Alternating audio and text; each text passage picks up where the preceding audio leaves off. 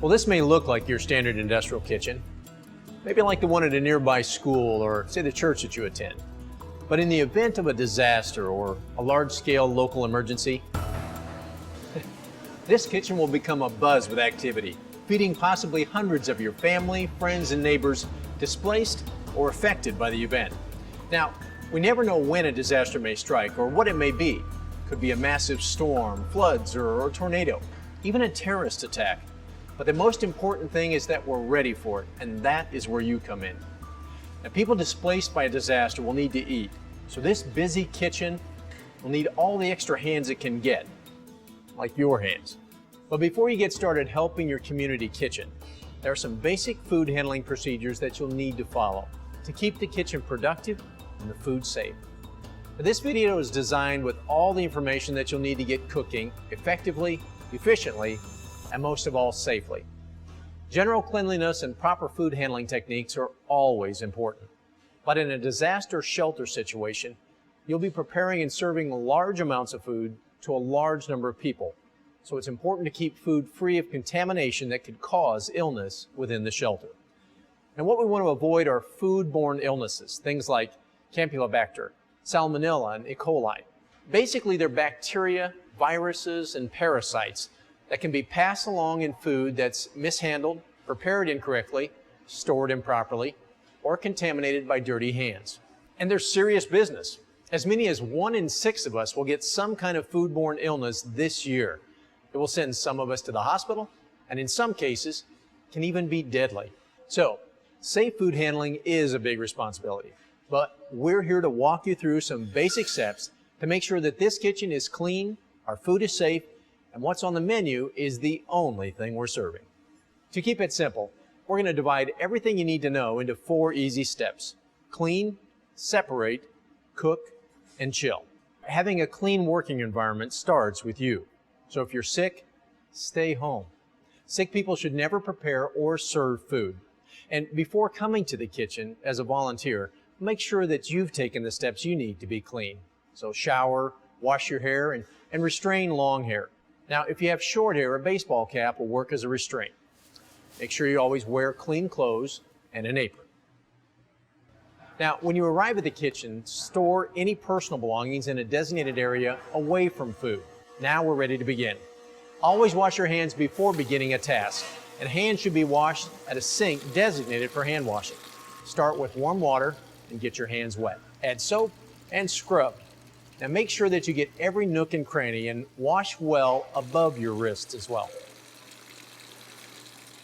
About 20 seconds. I like to sing the ABC song to help me pass the time.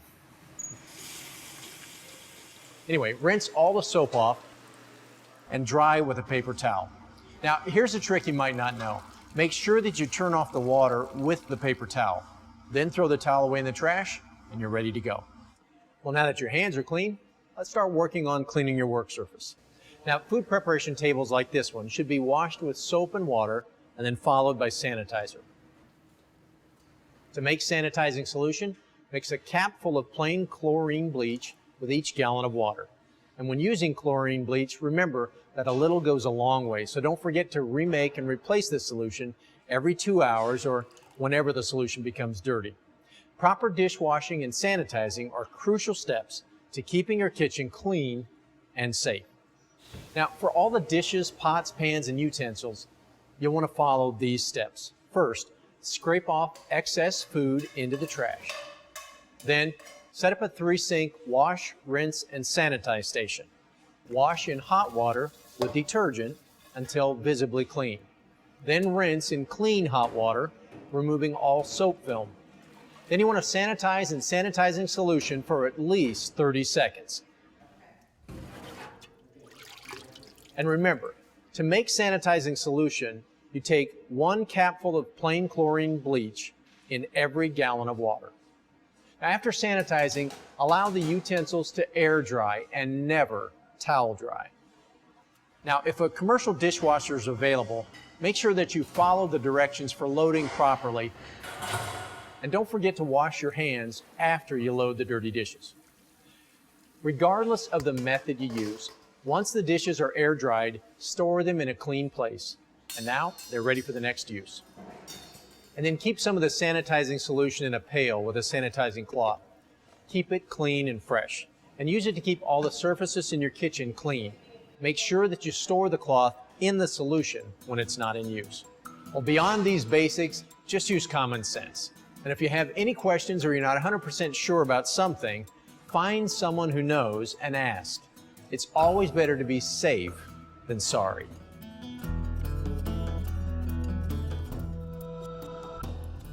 Well, when setting up a kitchen and preparing food in a disaster shelter, things can be a little hectic. That's why our next step will help you stay organized and stay safe. Separate. Now, as food comes into the disaster shelter, there are a few things that you'll want to know. First, only accept packaged foods from approved sources. Now, homemade items, wild game, meat, and other foods that are not approved, well, those things should never be accepted. Inspect food upon arrival for damage or defect, and then store all food items at least 6 inches above the ground and keep them separate from any hazardous or harmful materials.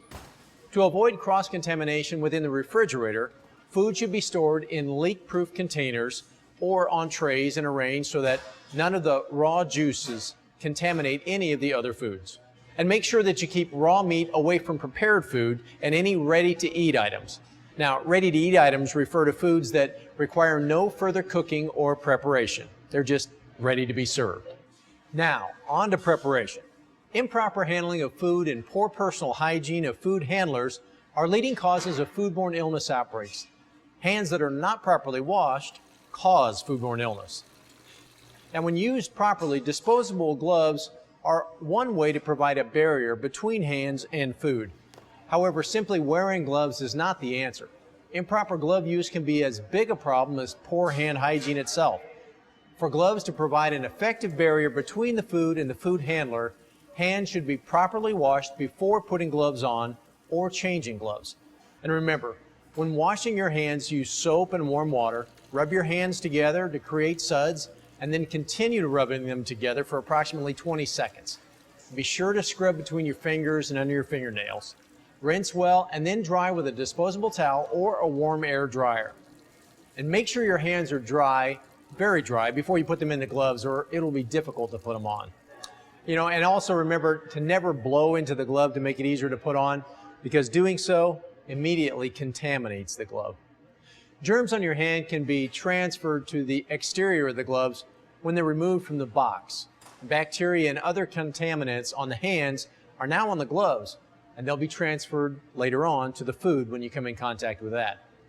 Gloves should be changed frequently. Particularly, remember to change your gloves when you're switching from handling food that needs to be cooked before being served, such as raw meat, to handling foods that are ready to eat. Also, hands should be washed and new gloves should be put on after, say, using the restroom or taking out the garbage, eating or drinking or using a tissue, or performing cleaning tasks. And remember to wash your hands again before regloving so that you reduce the chance of contaminating the new gloves. Good hand washing is the most important factor in preventing the spread of disease, even when using gloves. And now that your hands and your gloves are clean, you're ready to start working with food. Now, you never want to handle ready-to-eat foods with your bare hands. Instead, you want to use gloves or wax paper or tongs or some other utensil. And thoroughly rinse fruits and vegetables. Make sure to keep them clear of any cross-contamination from uncooked foods. If at all possible, use a separate preparation area and cutting board for raw meats, and if available, have even another cutting board just for raw poultry.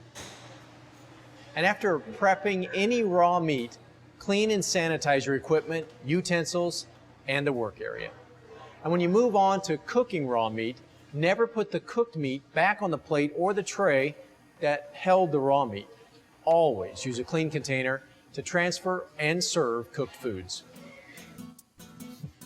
Well, things may get hectic, but always take your time and stay organized. A little effort now to keep food stored properly, well marked and separated from cross-contamination will make your job easier and your kitchen safer.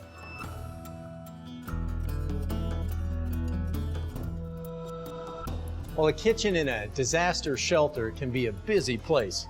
People are displaced, they're frightened, and they're hungry. Well, now that we've seen some tips on getting our kitchen set up cleanly and safely, and we've gone over some guidelines on how to receive, store, and prepare food, it's time to get cooking. We all know the cooking basics. Say you're cooking dinner for a family of 4, but things get a little different when you might be cooking dinner for 400. But a lot of the same basics apply. We want to make sure that everybody gets fed a healthy and hearty meal, and we want to make sure that there are no worries of foodborne illness.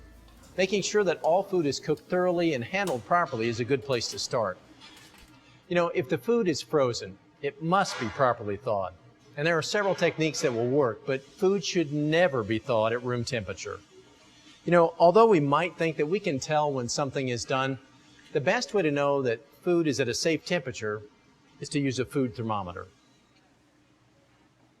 Well, once food is cooked, make sure to put it in a clean and sanitized container. Absolutely no juices from raw foods should ever come in contact with cooked food. And all cooked foods that are being reheated also need to be heated to the safe temperature. Do not use a crock pot, slow cooker, or serving steam tables to reheat food. A microwave, oven, or stovetop is needed to reach the desired temperature and the desired time to keep the food bacteria-free. And never attempt to reheat food more than once. Cooking and reheating small batches is the best way to make sure that you're not wasting any food.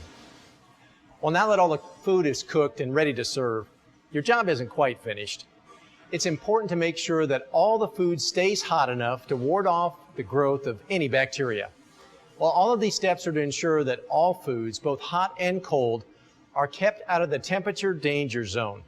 By keeping hot foods hot at 135 degrees Fahrenheit or above, and cold foods cold at 41 degrees Fahrenheit or less, all of the food that you serve will be safe and free of harmful bacteria. Well, it's important to remember that at any step in food preparation, if food falls out of the safe temperature range for an extended period of time or is in any other way compromised, it should be thrown out. Look, food cannot be improved once it's been compromised. And when in doubt, throw it out. The health and safety of the people you're feeding depend on it. Well, now that we've walked through getting things ready, cooked, and served, it's time to look at how to effectively and safely store food. It's time to chill.